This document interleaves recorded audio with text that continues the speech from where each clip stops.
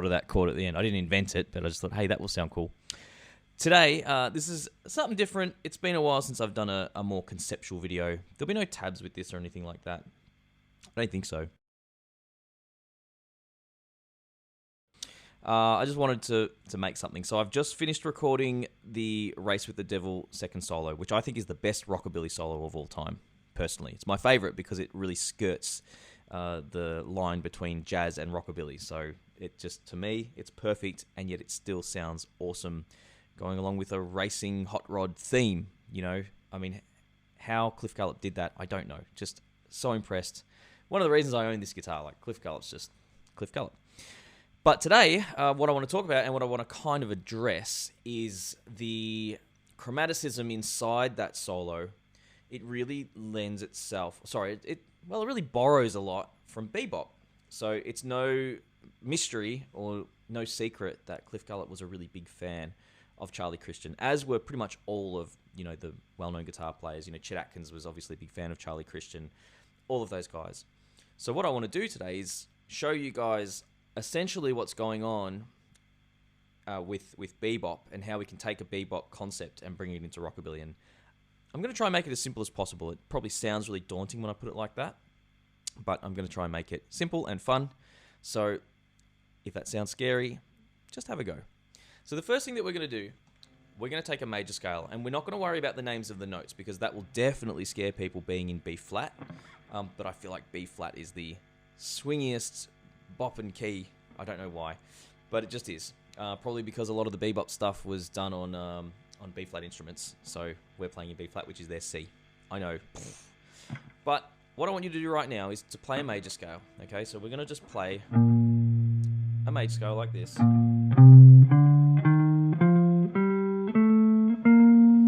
You don't even have to play it. Just listen along. Hear what I have to say. So if we took that major scale and we thought about where those notes were landing in a bar of music, 1 and 2 and 3 and 4, and we finish on the and. Okay. If we add one extra note in there, okay, suddenly we'll find ourselves landing on the 1. But not only that, all of the chord tones will align themselves with on beats. So 1 and 2 and 3 and 4 and 1. So suddenly we've got a whole different feel. Really awesome guitar playing tends to put, well, in my opinion, really cool soloing and really great melody tends to put chord tones, which are really strong, important notes, on beats, okay? Because our brain likes that. The downbeat's strong as it is, put a strong note on the strong beat. We like that. Sounds good. And that's what's happening in many great bebop tunes, but it's specifically what Cliff Gallup is doing in Race with the Devil. So you're probably wondering, what are the chord tones in B flat? Well, chord tones in any key are the 1st degree, 3rd degree, and 5th degree. And arguably the 6th. There's different ideas around this, but it could be the 6th degree, sometimes the 7. But let's really just focus on the 1, 3, and the 5. So B flat's the 1, D is the 3, and F is the 5. Don't worry about the notes though. You just have to know how to play a major scale to be able to do this. Any major scale, any way that you play it, is 1, 2, 3, 4, 5, 6, 7, 1. So there's variations of this as well. If you just put in one chromatic somewhere, okay, after the 5th degree, the last couple of notes will line up really nicely in that the 7, in that case there, the flat 7 lands on a beat, and that sounds really cool to us rockabilly guys. Okay, so what I did was I went from the 6th note in the major scale, I went flat 7, 7, root note, okay? Now that's not extremely useful as a for soloing, not yet. I'm going to get into this just a little more, and this won't be a huge video. But the next thing that you can do, I put the chromatic between the 5th note and the 6th note. And then I played a regular major scale, which I went to the 7th note. Okay.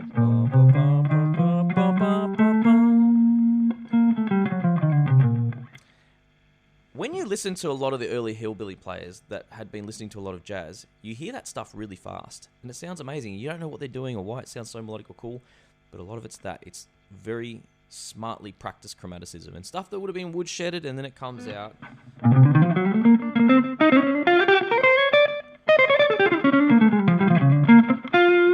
Okay, a little rough, but you get the idea.